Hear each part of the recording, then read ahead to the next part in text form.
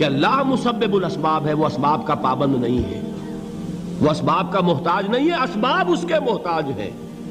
اگر یہ یقین ہے تو اللہ پر ایمان ہے، یہ نہیں ہے تو تمہارا ایمان اسباب پر ہے، وسائل پر ہے، ذرائع پر ہے، مادیات پر ہے، اللہ پر نہیں۔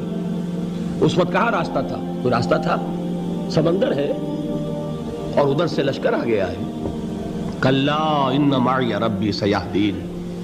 اب دیکھیے ایمان کہہ دینا آسان ہے، ہوا معکم اینما کنتم، جہاں کہیں بھی تم ہوتے ہو اللہ تمہارے ساتھ ہوتا ہے، لیکن اس کا یقین قائم ہو جائے تو زمین و آسمان کا فرق واقع ہو جائے۔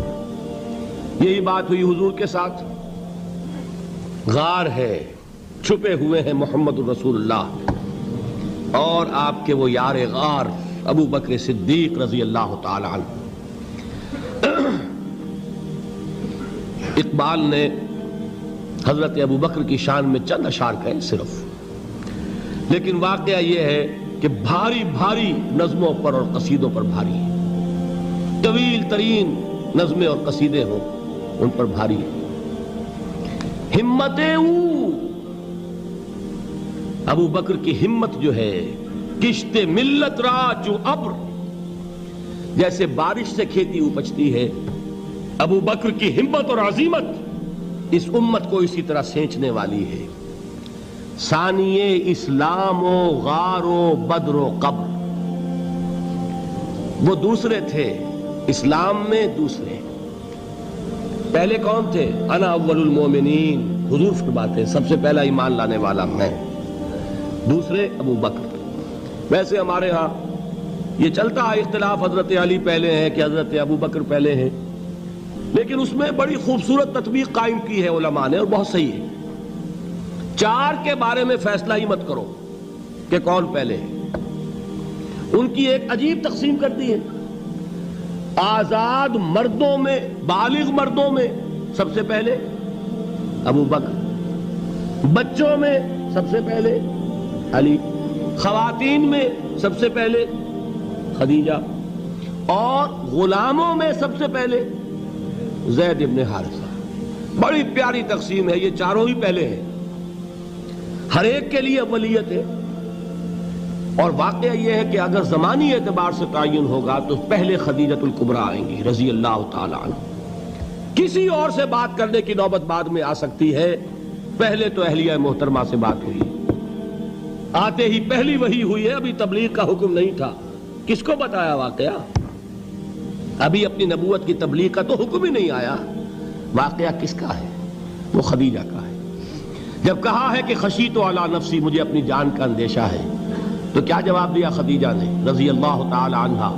وہ صدیقۃ الکبریٰ ہے۔ صدیقات جو ہیں خواتین، ان میں چوٹی پر خدیجۃ الکبریٰ ہے رضی اللہ تعالی عنہا، اور صدیق جو مرد ہیں ان میں صدیق اکبر ہے ابو بکر صدیق رضی اللہ تعالی عنہ، لیکن صدیقات میں چوٹی پر۔ جب حضور نے فرمایا خشیت علی نفسی، کیا فرمایا، کیا عرض کیا، کیسے تسلی دی؟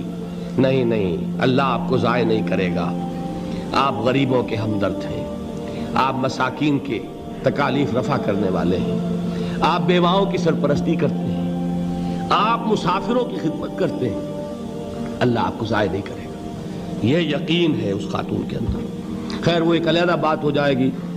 میرے دل پر حضرت خدیجہ رضی اللہ تعالیٰ عنہ کی شخصیت کا بڑا گہرا نقش ہے، جو وہ کوئی اور ہی وقت اور موقع ہوا تو بیان ہوگا۔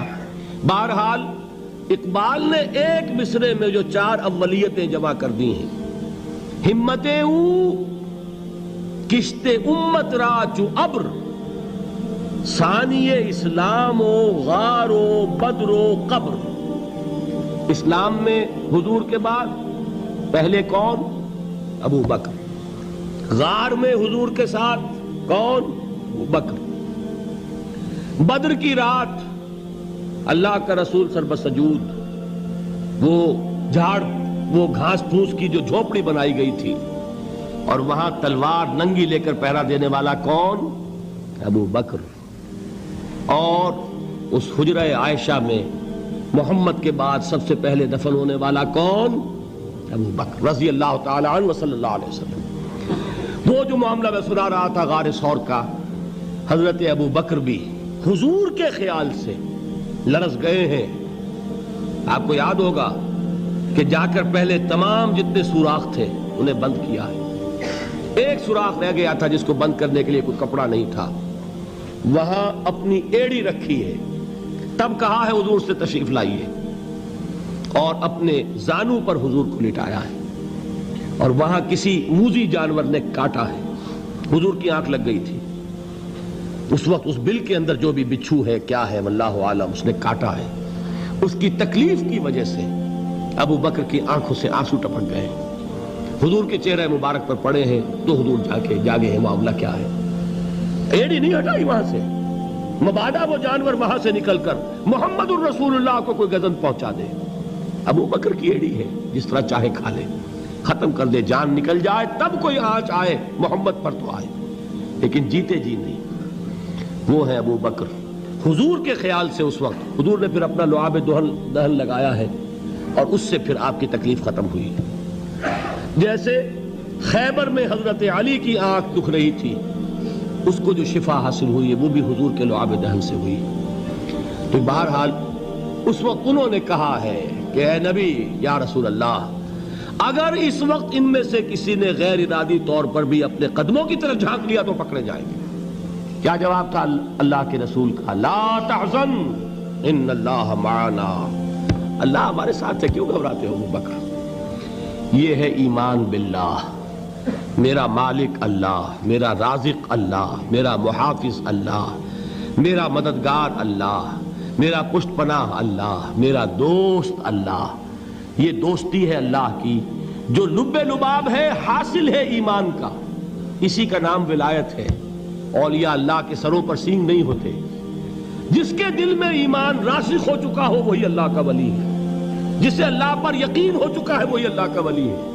جسے یقین ہے اللہ میرے ساتھ ہے, میرا مددگار, میرا پشت پناہ, میرا ساتھی, میرا دوست, میرا محبوب, میرا محب. اللہ اہل ایمان سے محبت کرتا ہے. واللہ یحب الصادقین. ان اللہ یحب الذین یقاتلون فی سبیلہ صفا کانہم بنیان مرصوص. اللہ محبت کرنے والا, اہل ایمان محبوب, اور اہل ایمان محبت کرنے والے اللہ محبوب. والذین آمنوا اشد حبا للہ. آپ تصور کیجئے جسے یہ رشتہ ایمان یا رشتہ ولایت حاصل ہو جائے, الا ان اولیاء اللہ لا خوف علیہم ولا هم یحزنون. آگاہ ہو جاؤ, اللہ کے دوستوں کے لیے نہ کوئی خوف ہے نہ کوئی حزن ہے. اور میں بیان کر چکا تھا, خوف اور حزن کے خاتمے ہی کا نام امن ہے. زوال خوف, زوال حزن. یہ خوف اور حزن کیوں آتے ہیں بار بار؟ اللہ تخافوا ولا تحزنوا, دونوں آ گئے. الا ان اولیاء اللہ لا خوف علیہم ولا هم یحزنون, پھر وہی دو. وہ کیوں ہے؟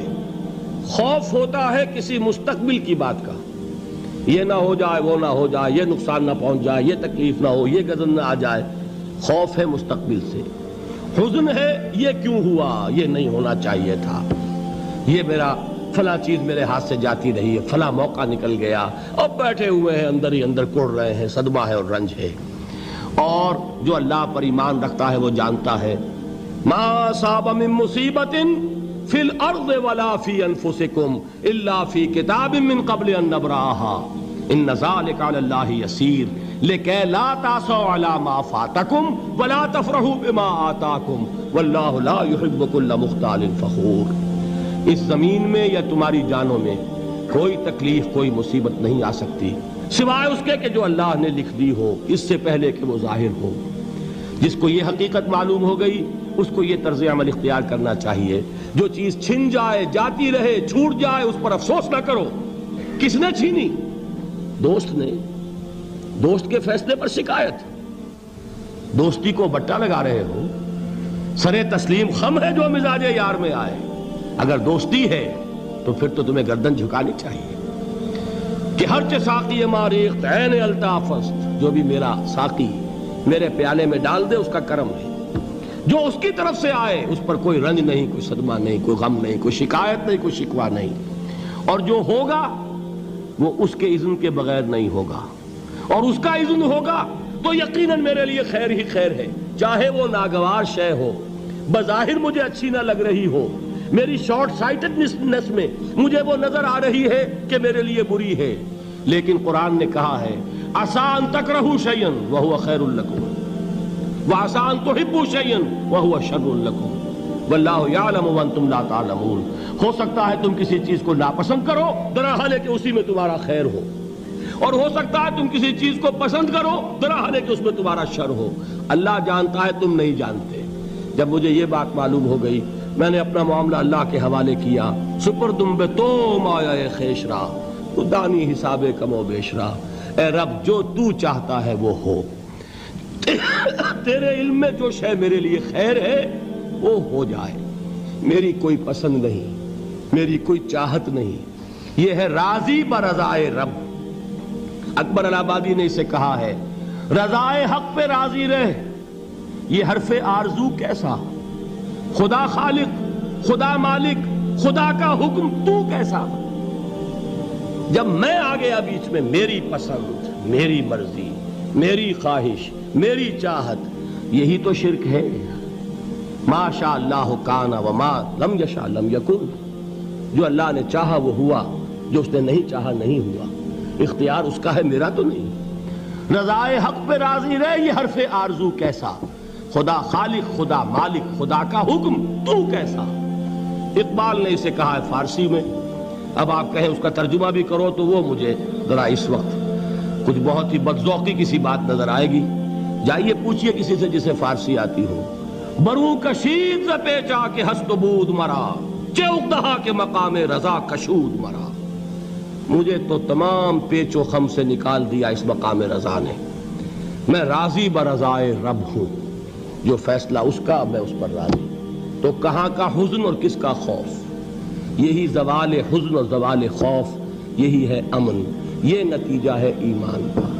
تو جان لیجئے یہ ہے لب لباب، یہ ہے حاصل ایمان کا، یہ ہے تو ایمان ہے، یہ نہیں ہے تو ایمان نہیں ہے۔